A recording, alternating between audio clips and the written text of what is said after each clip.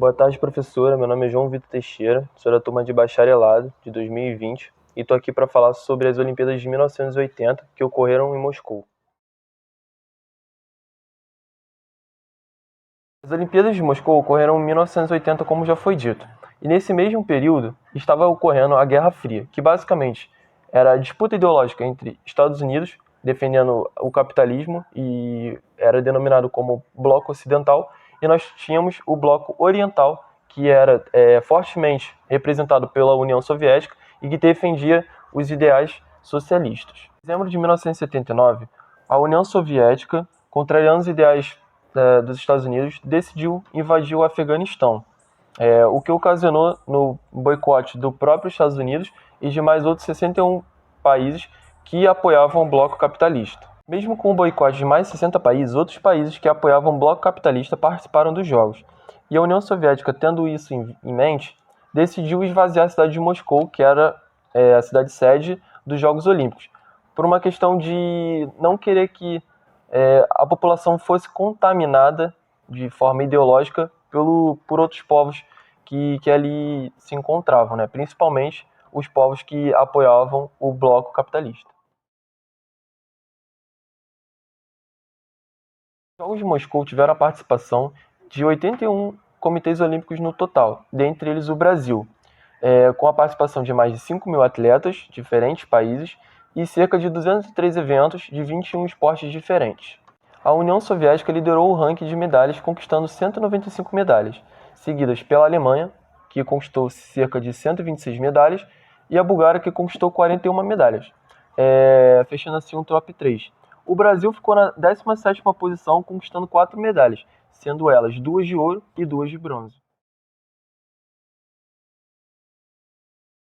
Agora falando sobre algumas curiosidades e fatos marcantes que ocorreram nas Olimpíadas de Moscou, podemos citar o soviético Alexander Gitayatin, que conquistou cerca de 80 medalhas olímpicas, sendo elas 3 de ouro, 4 de prata e 1 de bronze. Ele foi o atleta que mais conquistou medalhas nessa edição das Olimpíadas, conquistando todas essas medalhas nos eventos de ginástica olímpica. Também tivemos o nadador Vladimir Salnikov, que entrou para a história ao ser o primeiro homem a nadar os 1.500 metros livres na maratona de natação em menos de 15 minutos. Também tivemos o boxeador cubano Teófilo Stevenson, que marcou seu lugar na história como o maior boxeador amador de todos os tempos, ao conquistar sua terceira medalha olímpica de forma seguida na categoria super pesado. Outra grande marca foi alcançada pela equipe de remo da Alemanha Oriental, ao conquistar cerca de 11 medalhas de 14 provas em disputa. A equipe era formada por 54 atletas, dentre eles homens e mulheres, e todos eles levaram pelo menos uma medalha para casa. Naquele ano também, o atleta alemão oriental Waldemar Cepinski conquistou o bicampeonato da maratona olímpica, igualando ao lendário etíope Abebe Bikila. Essas Olimpíadas também foram muito importantes para o Brasil, que conseguiu quebrar um jejum de 24 anos sem conquistar nenhuma medalha de ouro, conquistando 2 medalhas de ouro através das velas olímpicas, conquistadas pelas duplas Marcos Soares e Eduardo Penido na classe 470 e pela outra dupla Alexandre Welter e Lars na classe Tornado.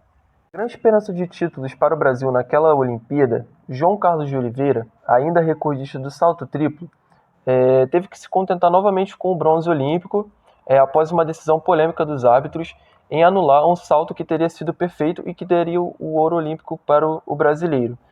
Naquela oportunidade, todos os árbitros eram soviéticos e a intenção deles era anular o salto para que o soviético Viktor Saneyev vencesse a prova, o que acabou não acontecendo.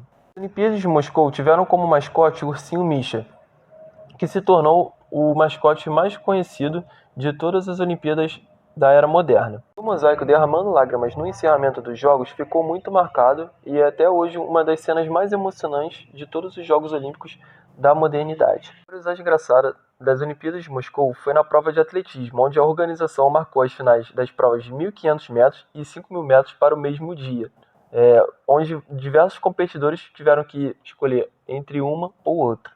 Bom, e esse é o meu trabalho sobre as Olimpíadas de Moscou que ocorreram em 1980. Boa tarde.